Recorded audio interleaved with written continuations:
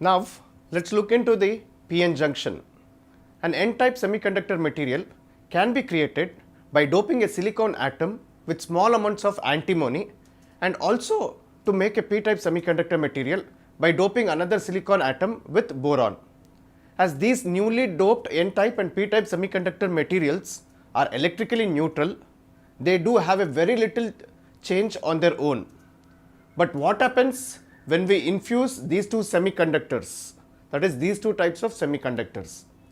When a P-type and an N-type semiconductors are joined together, they behave in a very different way and forming a junction which is commonly known as the PN junction. When a P-type semiconductor comes in contact with an N-type semiconductor, free electrons on the N-type semiconductor which is nearer to the junction first migrate to the P-type semiconductor due to diffusion, because the concentration of free electrons is much more in the N-type region than that of the P-type region. The electrons coming to the P region will combine with the holes they first find. That means the free electrons comes from the N-type region will combine with the acceptor impurity atoms which is nearer to the junction. This phenomenon makes negative ions. As the acceptor impurity atoms nearer the junction in the P-type region becomes negative ions, there will be a layer of negative static ions in the P region which is adjacent to the junction. It is obvious that the free electrons in the N-type region will migrate first to the P-type region than the free electrons in the N-type region which is away from the junction. This makes a layer of static positive ions in the N-type region which is adjacent to the junction.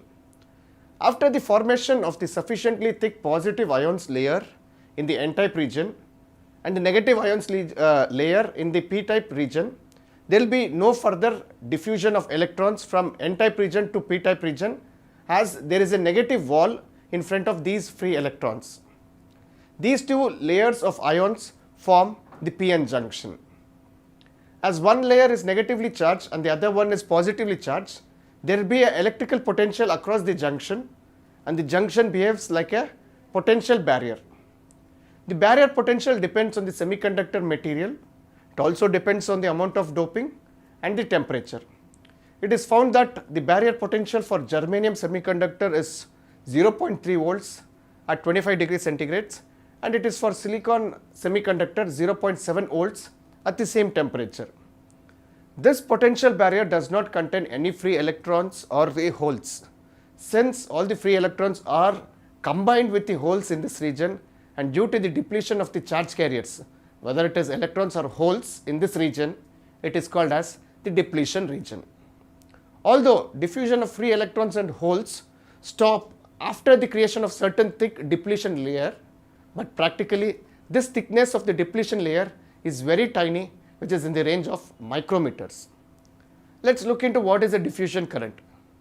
The process by which charge carriers, whether it's electrons or holes in a semiconductor, moves from a region of higher concentration to a region of lower concentration is known as diffusion. The region in which more number of electrons is present is called as the higher concentration region, and the region in which less number of electrons is present is called as the lower concentration region.